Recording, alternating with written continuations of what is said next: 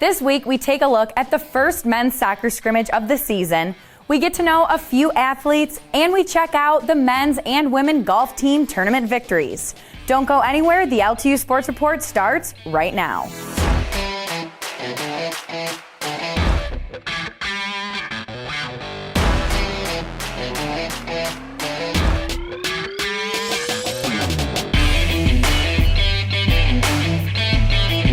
Hey everybody, and thank you for tuning in to the LTU Sports Report, presented by Lawrence Tech and sponsored by Henry Ford Sports Medicine. I'm your host, Sarah Davis. Let's kick it over to the soccer field where the men's team had their first scrimmage against Livonia City FC.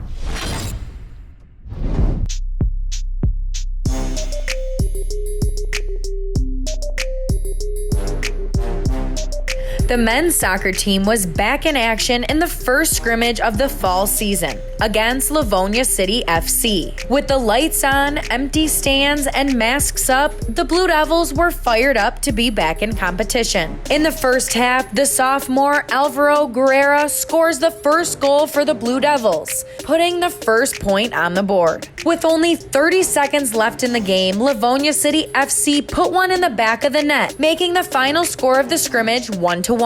After finishing with the tie for the first scrimmage of the season, the Blue Devils have their first home opener against Adrian College on Saturday, October 3rd at 3 p.m. A lot of the things that we've been focusing on in practice have been interchanging the outside backs with the center mids, and then working with the center forward and the winger and making proper runs and who's checking to and balancing that out. Practice, we've kind of just been focusing on playing outside the back and into the middle, and then finding our wingers out wide to really execute in the final third. We're a very young team, so we've been focusing on our shape that we play. It just reinforced the simple ideas. Going forward, we're going to be working a lot on probably finishing in the final third, being more executional and making the most of the situations that we get throughout the match. We got to know one of the men's cross-country runners in our segment, Get to Know.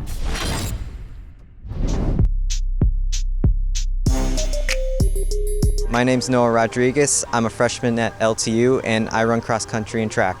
My favorite TV show is Stranger Things because, it's a thriller, and I love thriller series, anything with suspense or horror. I'd say Chainsmokers because they have a lot of good beats and songs that I love to listen to. San Antonio, Texas, because I have a lot of family down there and the food's pretty good. My celebrity crush is ISABELA MONER, just because I think she's really pretty. I'd say Spider-Man because he was one of the first superheroes that I really admired a lot. I really like reading because it just relaxes me a lot. My favorite candy is Laffy Taffy because it's really chewy and sweet. The men's and women's golf teams have been unstoppable this season. Let's take a look at some of the success stories from the past week. The men's and women's golf team had a busy but successful schedule within the last couple of weeks. On September 26, both Blue Devil teams competed in the LTU WGC Collegiate at the Washtenaw Golf Club. Starting with the women's team, senior Rachel Christian won the individual trophy, shooting an 81. Following closely behind her was the junior Manasa Potlery, who tied for third, shooting an 87. Behind her was the senior Sarah Davis with an 88, finishing in 8th place. Lauren Hartline with a 92 finished 9th, and Julia Lafere with a 94 finished 11th overall. The women's team won the tournament, beating 4 other teams. This is their third win of the season. Switching over to the men's side, with a 3-peat winning streak, the men's team is unstoppable. The freshman Luis Pacheco won the men's field, shooting a 75, finishing only 3 over par. Eddie Sheehan took second place with a 76, and highlighting some of the other players, sophomore Tanner Schnell shot a 79, and Caleb Wiesner shot an 86. The men's team competes in the WAC Men's Preview on October 5th at Bedford Valley Golf Club in Augusta, Michigan. On Monday, September 28th, the women's golf team competed in the first WAC event of the fall season. The tournament took place at Bedford Valley in Augusta, Michigan. This format was slightly different than most, as the competitors played 36 holes instead of using this as a 2-day event. The Blue Devils finished second out of 7 teams. Indiana Tech was the winner of the tournament. To highlight the Blue Devils, junior Manasa Potlery finished 4th place, shooting back-to-back 85s. Closely behind her was the senior Sarah Davis, who shot 87-86 and finished 6th in the event. Rachel Christian tied for 9th place with an 89-86. Sophomore Julia Lafere shot 93-86, and Lauren Hartline shot 97-98. The Blue Devils took 2nd place overall, but had the lowest scores in the 2nd round of 18 holes. On October 5th and 6th at Harbor Shores Golf Course, the Blue Devils will compete in the Bethel Event Invitational. The LTU Cafe is the best place to eat on campus. The cooks put a ton of hard work into preparing meals that students and staff will rave about. Let's take a look at what's happening in the LTU Cafe. Now it's time to take a look inside Lawrence Tech. Since the campus reopened at the end of August, the entire LTU staff has been working hard to keep students safe by enforcing strict COVID-19 protocols. Nowhere is that more evident than at the Blue Devil Cafe, where the dining services team has increased their already rigorous policies to provide delicious and nutritious meals for breakfast, lunch, and dinner.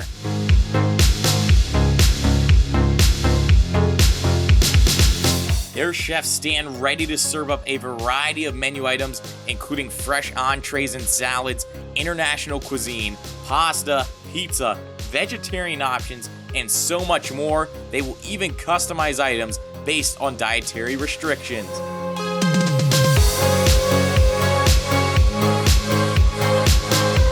Besides the campus-wide mandatory screening, surveys, and masks, some of the big changes at the cafe include a mandatory carry-out policy to comply with social distancing efforts. The staff has also started delivering meals to students who must quarantine in their dorm rooms. For more information about the Blue Devil Cafe, visit Lawrence Tech's website at ltu.edu. After the commercial break, we take a look at the women's soccer game against AFC Corktown. We'll be right back.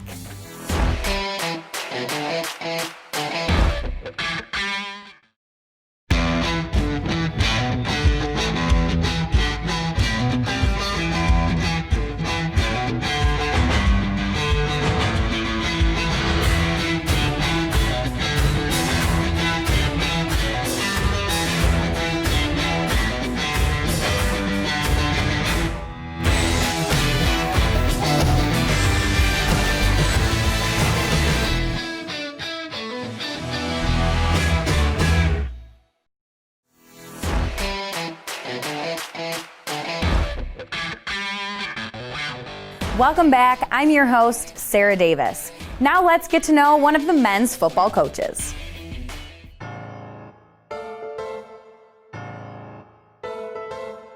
I'm Coach Terrence Wilson. I'll be the defensive coordinator at Lawrence Tech University. I've had a few different stops within the last few years. I've coached on the high school, college, and professional level. Most recently in the National Gridiron League, arena football team. Down in Georgia, the Atlanta Wildcats. Prior to that, developmental league for the NFL for 6 years. And prior to that, I also coached at Concordia University in Ann Arbor, and I had a couple stops at the high school level as well, Hazel Park High School. The thing I'm most looking forward to in this upcoming season is getting together with the guys on the field. We've done a lot of Zoom calls and virtual calls here in the fall and in the summer, so actually getting on the field in the spring to be with the team. I think the biggest advantage being a defensive guy playing in the spring will be the weather. If we're playing outside, bad weather kind of slows the football down in this new age of high-tech offense.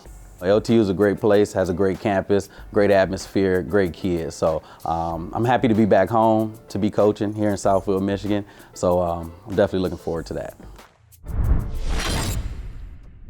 From the football field over to the volleyball court, we got to know Alicia Vapushin from the women's volleyball team.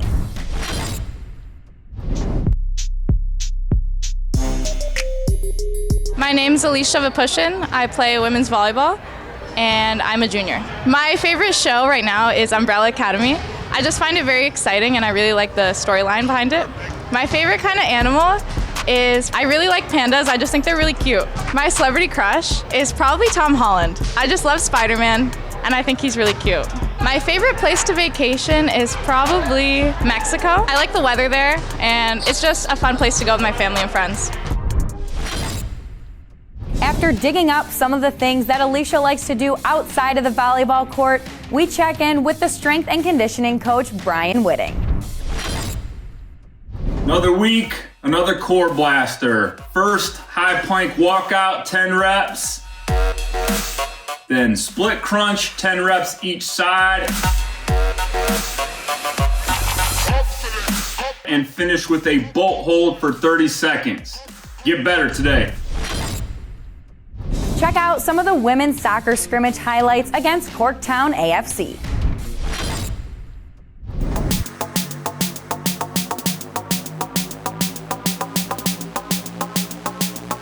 In a year filled with unpredictable times, sports have found their way back to Lawrence Tech, and tonight the women's soccer team takes the field for the first time this season in an exhibition match versus Corktown AFC at Blue Devil Stadium. Well, the weather certainly played a role in this game, but that didn't stop the sensational sophomore Deanna Hill, who finds the back of the net for the first goal of the game.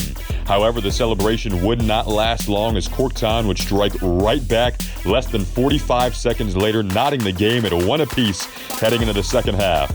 Coming back from the break about 10 minutes into the final 45, Corktown launched a long-range strike that snuck underneath the crossbar and found the back of the net to take a 2-1 lead.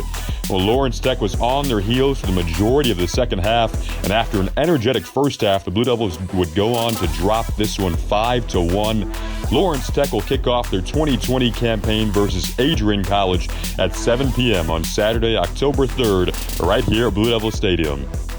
We were trying out some new people and some new places, so kind of getting the groove of that, like getting a solid back line and a solid midfield. So that's kind of good. We learned that we need to press higher in the midfield so they don't get some shots from far out, things like that. Number one, it is a lot of fun playing competitive soccer, much more fun than training. Some little things that we can improve on organizationally. Second half, we kind of let that game get away from us a little bit. We allowed them too many shots from distance. Three of the goals they scored were very, very similar. As ever, some good, some bad, but more good than bad. Dylan Morello met with the Dean of Students to find out the plans that they have for the esports program. Check it out. All right, Dylan Morello here with the LTU Sports Report, sitting down with LTU Dean of Students, Kevin Finn. Dean Finn, how are you doing today? I'm doing great. How are you today, Dylan? Not bad, not bad. So there's been a lot of buzz about bringing varsity esports to Lawrence Tech. Can you give me an inside scoop on the process of making that happen and any imprint you've had on it personally? Okay, well, the process began a couple years ago. Our admissions department and state champs started a local competition for high schools, and it's grown each year. And from there, we know so many of our students are playing these games. They're into esports. Last year, we added an esports arena, and we've had a club esports team at the university already. But we figured, why not compete at a varsity level against other schools? The sport is growing rapidly. So this week we posted a position for a head coach, but we feel that it's something that matches naturally to what our students like to do. And then also something that continues their education, gets some good mentoring and some fun to go with it. So yeah, we're ready to go. No, that's awesome. You just said a new head coach, any new team needs a head coach. What are you guys looking for in an esports head coach, and how can viewers at home apply for that job? Yeah, for a new head coach, what we would obviously someone who's had previous experience coaching is always helpful. Now, in the area of esports, it's still growing, and it's growing quickly, but it's still at a new point. So some coaches might not have a lot of experience that we traditionally see in other sports, but that's okay. We just like to see them have familiarity with college. We'd also like to see that they really understand more than one type of esports. We'll probably be playing in League of Legends, Smash Brothers, Rocket League, and Overwatch. And so it's really important that they need to know a lot of different games out there. Doesn't mean they have to be a master of all, but they have to know enough to be dangerous in each one. But more than anything, with all of our coaches, we want them to be a good mentor to our students, because the name of the game is helping our students get their degrees, get onto their professional careers, and this becomes something that complements all that. So someone that still realizes that the most important priority is getting good students that match us academically. That's awesome. So on a final note, there was an original timeline to get the goal accomplished. Then COVID hit. How did that slow the timeline down? And do you have any updates on how you guys are going to rebound from it? Yeah, so COVID did slow us down a little bit, but here's how we decide what we decided. We got this whole school year to recruit and have the team formally start competing next fall of 2021. There was the goal originally of fall of 2020.